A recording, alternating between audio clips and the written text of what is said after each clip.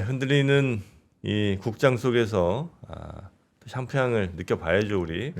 자, 오늘 함께 해주실 분이 정말 이 불안한 우리들을 네. 조금은 그래도 잡아주실 수 있을 것 같은 느낌입니다. 황승택 센터장님 어서 오십시오. 어서 오세요. 네, 안녕하십니까? 네, 저는 오랜만에 뵙겠습니다. 예. 네, 건강하셨죠? 네네. 네, 네네. 자, 일단 지금 오늘 아침장부터 잠깐 한번 좀 판단을 혹은 뭐 장을 좀 읽어주신다면 이거 뭡니까 도대체 왜 이렇게 되는 거예요? 뭐 어제 미국 시장 영향이 있고 최근에 이제 반복적으로 이제 AI 관련된 이슈들이 특히 이제 소프트웨어 기업 쪽으로 좀 우려가 제기가 되면서 네, 그런 부분들이 좀 트리거가 되지 않았나라 생각했고요. 기본적으로 미국 시장도 그렇고 국내 시장도 그렇고 이제 뭐 상승폭이 컸기 때문에 네. 뭐 이런 이벤트가 발생할 때마다 얼마 전에 이제 차기 연준 의장 지명할 때도 그랬고 그래서 이런 이벤트가 발생할 때마다 좀 이익 실현 매물들이 이제 나오고 있지 않나라고 네. 생각이 되고요. 그런 부분들은 뭐 충분히 그 뭐 합리적이다 어떻게 보면 예. 그렇게 볼 수 있겠습니다. 합리적인 이게 합리적인 거예요 지금 이 정도면? 그러니까 이제 수익이 난 상태에서 투자자들이 네. 수익이 난 상태에서 어느 정도 이제 심리적으로 뭐 좀 불안한 이벤트가 발생을 하면 뭐 이제 일부 이익 실현을 하는 그런 그림들은 과거에 이제 뭐 트랙 레코드를 보더라도 늘 있어왔던 부분들이기 때문에 네. 뭐 그런 관점에서 좀 이해를 하면 되지 않을까라고 보고 있습니다. 예. 조금 단순한 질문 하나만 드리면 보통 이제 이때 많은 투자자들 저를 비롯한 많은 투자자들이 불안해하는 게 요게 이제 조정이냐 아니면 이제 하락 전환한 거냐 이제 요거일 거 아니에요.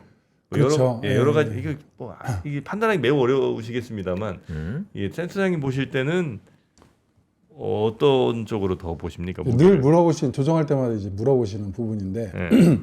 저는 개인적으로 이제 국내 시장의 그 기초 체력과 이제 변동성을 한번 비교해 보는 게 좋을 것 같아요. 네.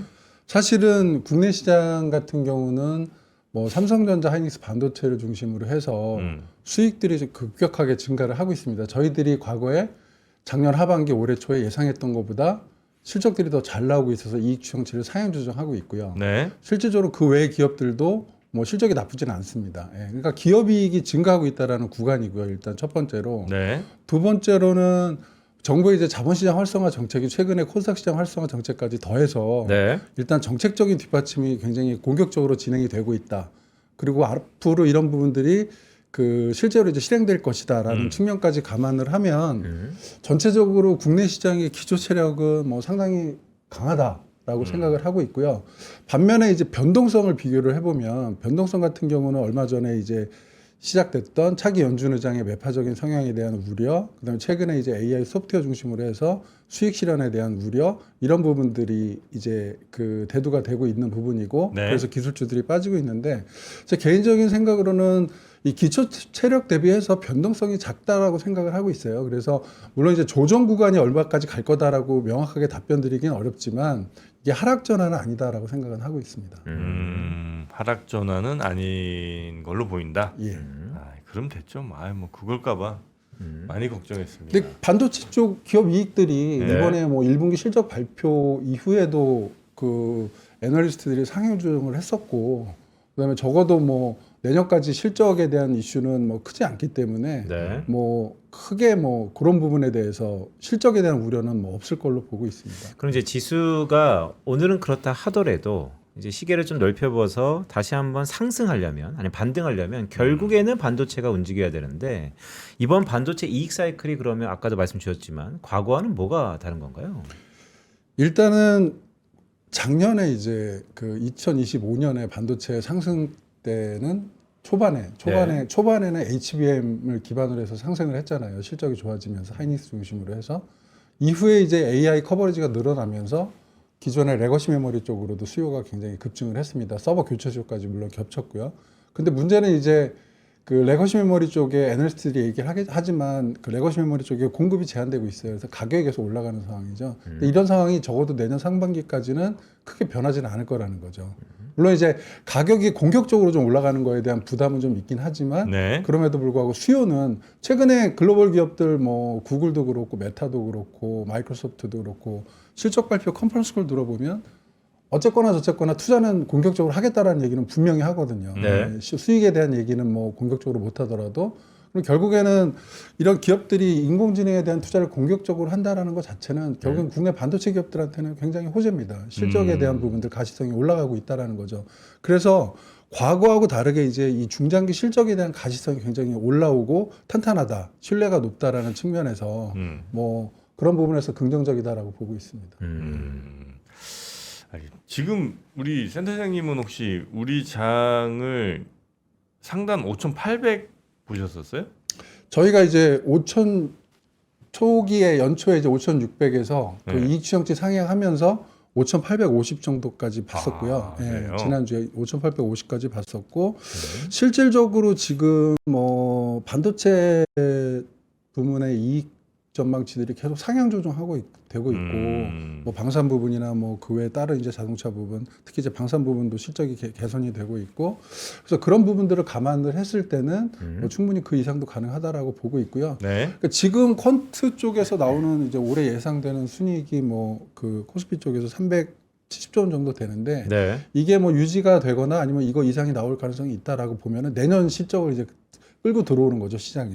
그러면은 뭐 밸류에이션을 그 이익 추정치가 늘어나기 때문에 실제로 지수 전망 레벨 상단은 더 올라갈 가능성도 꽤 크다라고 보고 있습니다. 아, 5,800이 아닌 5,850에서 이제 뭐 상반기 2분기 실적이 또 잘 나오면은 이제 내년 실적에 대한 기대치가 신뢰도가 올라가겠죠. 그리고 네. 상향 조정이 되고 네. 이러면은 거기서 또 이제 추가적으로 이제 업사이드를 보고 있는 거죠. 지수 상단에. 그러니까 예상대로라면, 그러니까 애널리스트의 예상대로라면 실적이 나오면 앞자리도 충분히 바뀔 수 있고 그 위가 열려 있는데, 그러니까 그것이 이제 올해 한 여름쯤에 이제 밝혀지면 좀 더 신뢰성이 쌓인다. 그렇죠. 예.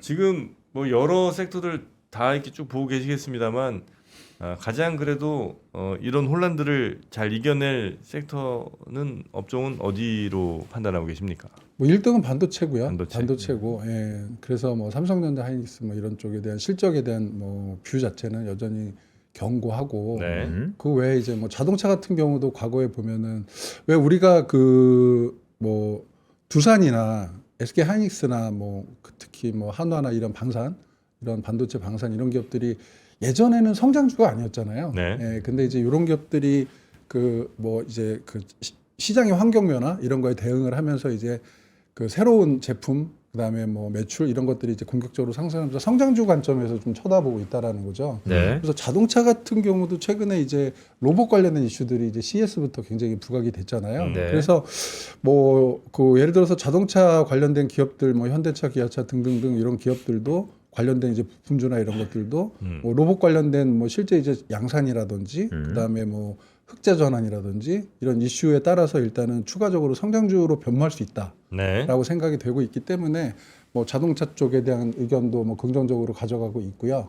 뭐 방사는 최근에 뉴스 보시면 아시겠지만 뭐 수주 관련된 거 최근에 이제 뭐 캐나다 잠수함 관련된 뭐 수주 가능성 뭐 이런 네. 뉴스들이 많이 나오면서 실질적으로 이제 방산 부분도 굉장히 긍정적으로 저희들이 기대를 하고 있는 부분이고 또 이 부분은 정부에서 또 이제 정책적으로 굉장히 밀어주고 있는 부분이고 네네네.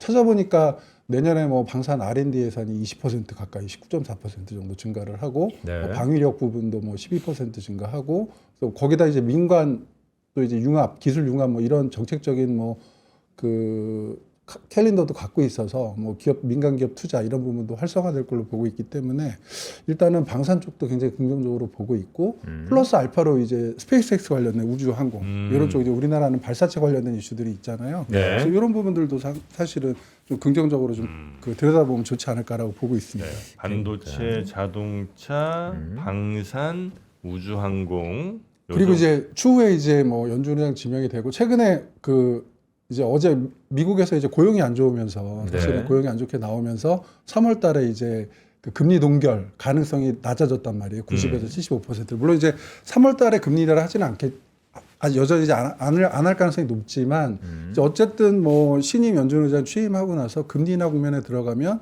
늘 그렇듯이 이제 바이오텍들 뭐 이런 기업들 이제 그 R&D 비중이 큰 바이오텍들에 대한 관심도 좀 가져볼 필요가 있다. 중장기적으로는 그렇게 보시면 될 것 같습니다. 그러니까 아까 말씀하셨던 뭐 방산, 그러니까 조방, 그다음에 반도체, 뭐 원전도 한국의- 뭐 원전도 여전히 마찬가지고. 그렇게 보고 있습니다. 그러니까 한국의 이제 주력 상품들이잖아요. 네. 그러니까 우리 지수가 이제 이렇게 조정받을 때 사실 이쪽의 상승을 얘기하는 게 타이밍상 되게 어렵다고 하지만 근데 이럴 때 사실 얘기를 해야 되거든요. 근데 말씀하신 대로 그 그냥 반도체, 방산, 원전 이런 것들 보면은 실적을 우리가 전망을 하면 나쁘지 않거든요. 실적으로. 네.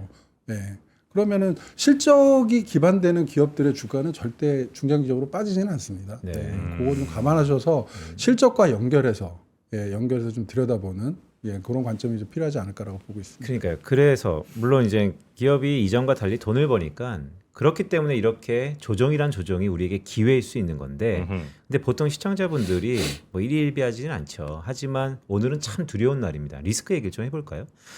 지난 11월 달 AI 거품하고 달라진 게 아까 장우진 작가 시황했었는데 뭐 달러다, 뭐 미국 국채다, 금리다 막 얘기하는데 그 중에 하나가 또 올해 선거판 아닙니까? 미국의 중간 선거 관련돼서 지지율이 약간 트럼프가 이 모든 것들을 다 보이지 않는 선 시장 논리 다 훼손할 거다 이런 얘기가 많은데 중간 선거 전후 리스크에 대해서 자산 배분을 우리 어떻게 해야 됩니까? 일단은 아까 말씀드린 대로 이제 뭐 주식이나 이런 부분들 특히 이제 주요 국내 같은 경우에 한정해서 말씀드리면 네. 뭐 대표적인 위험 자산이 주식이죠. 근데 뭐 기업 실적이 좋기 때문에 일단은 주식 비중 자체는 뭐 높게 가져가는 게 맞다라고 보고 있고요.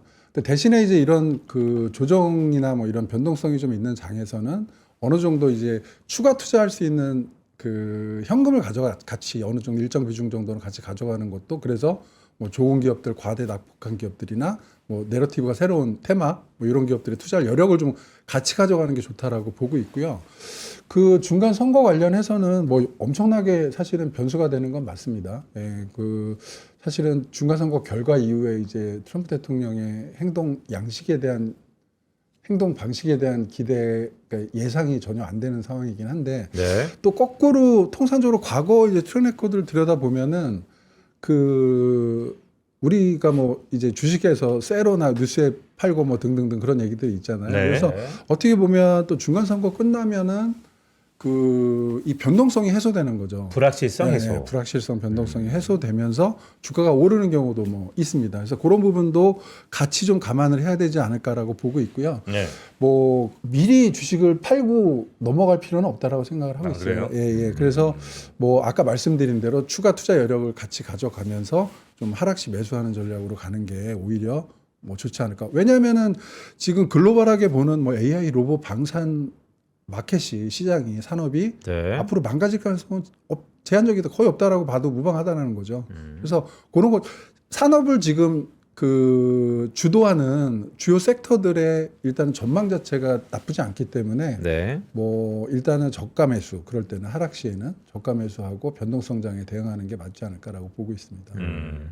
참 이 저가라는 게 지금 아무리 봐도 저가인 것 같긴 한데 뭐 한 2주 전과 비교하면 여전히 고가 아닌가 하는 생각도 뭐 들기도 하고 그래서 이 저가를 그냥 어제 대비 저가로 생각하면 되나 아니면 어떤 저가인가. 근데 뭐 통상적으로 네. 이제 뭐 스트래티지스트들이 하는 게 이제 뭐 이전 고점 대비해서 한 10% 내외 정도가 단기 조정 저점 뭐 이렇게 하고 뭐, 10%. 뭐 보통 이제 이런 얘기들을 합니다. 정확하지는 않지만 네. 그래서 하여튼 그런 부분들을 좀 들여다보시고 참고하시면 될 것 같아요. 과거에 이제 이런 조정장에서 이 진폭을 한번 점검해 보시는 것도 네. 좋을 것 같습니다. 그러니까 이게 코스피 월봉으로 보면 네. 11월 달 월봉이 한 조정받고 12월 1월 또 잘 추세 가다가 2월 시작과 동시에 이번 한 주간 월요일부터 급락하더니 화요일 날 또 급등하더니 보아하더니 또 오늘 금요일 날 또 급락합니다. 시장 오래 보셨잖아요. 이번 2월 달에 좀 분수령이라는 얘기도 참 많은데 그 일주일 동안 월요일부터 금요일까지 오늘 어떻게 보면 결자 해제 한 주를 마감하는데 투자자들이 매우 위태로워요. 이럴 때일수록 뭐 아까 말씀 주셨지만 실적 사자 괜찮다 하지만 불안한 사람들은 어떻게 우리가 얘기를 좀 해줘야 될까요? 왜냐하면 실적은 다 표면으로 나타나는 건데 문제는 늦게 나오잖아요. 그렇죠. 지금은 네. 무서운데 애널리스트가 얘기하는 실적 콜은 늦게 나온단 말이죠. 그 시차를 어떻게 버티느냐. 그게 과연 오늘의 가장 기회 포인트일 수 있는데 사실은 뭐 어려운 얘기긴 한데 네. 뭐 그 실적 관련해서도 최근에 그 4분기 실적들이 작년 연말 실적들이 최근에 발표가 되고 있잖아요. 그래서 사실은 이럴 때 이제 그 뭐 애널리스트의 의견도 중요하고 그렇지만 또 컨퍼런스 콜에서 회사들이 어떤 얘기를 하고 있나, 가이던스를 어떻게 주고 있나. 앞으로 회사들은 실제 기업에서 이제 기업을 운영하고 있는 매니지먼트는 이 산업에 대해서 어떻게 전망하고 있나 이런 부분들을 좀 면밀히 좀 살펴보는 것도 중요하다라고 판단을 하고 있고요. 네. 뭐 재차 말씀드리는 대로 뭐 아직까지는 실적에 대한 그러니까 통상적으로 추세가 시장이 꺾이는 경우는 기업 실적이 꺾일 때예요. 네. 아니면 기업 실적이 얼마까지 올라가다 앞으로 꺾일 거다라고 예상을 하거나. 근데 그런 단초는 없기 때문에 그래서 제가 말씀드리는 것들이 이렇게 공격적으로 이제 그 보지 말고 이제 조정장이기 때문에 일단은 네. 추가 투자력을 가져가면서 그렇다고 비관적으로 볼 필요는 없다. 네. 그런 거죠. 예. 네. 실적이 꺾이는 부분은 정말 답이 없는 거고요. 네. 뭐 오래 있었지만 중장기 주식 지수, 주식이라는 것이 결국에는 기업 실적의 함수거든요. 실적이 꺾어지면 지수가 올라갈 수가 없습니다. 근데 네. 실적에 대한 기대치가 나쁘지 않기 때문에 이거를 단순하게 이제 조정폭이 크다고 해서 하락 전환에 대한 우려를 너무 크게 가져가는 것도 답은 아닌 것 같아요. 예. 자, 장 한번 마지막으로 더 보면 네.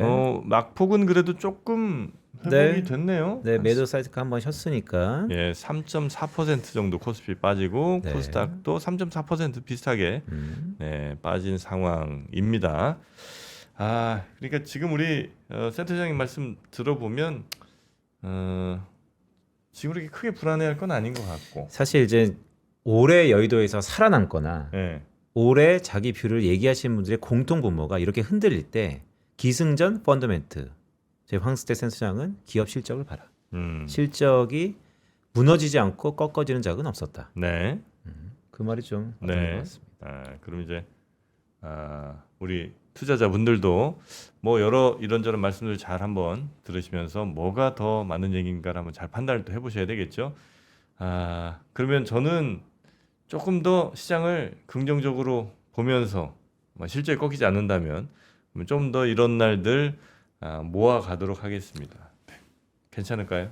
뭐 괜찮을 것 같습니다. 네. 예, 어차피 시장은 뭐 지금 흐름 자체를 우리들이 이제 뭐 예측하기가 어렵긴 하지만 네. 말씀드린 이제 여러 가지 단초들 네. 그런 것들을 이제 좀 복합적으로 들여다 보면은 뭐 조금은 뭐 저가 매수에 대한 고민도 좀 하면서 예, 좀 보수적으로 대응하는 것도 예, 좋을 것 같습니다. 빚내서 사도 돼요? 안 됩니다. 레버리지, 그러니까 이런 그 상승장에서 마지막으로 한 말씀 드리면 상승장에서 제일 조심해야 될 것들이 이런 레버리지 투자예요. 왜냐하면 그 주가가 많이 상승해 있는 상태에서는 네.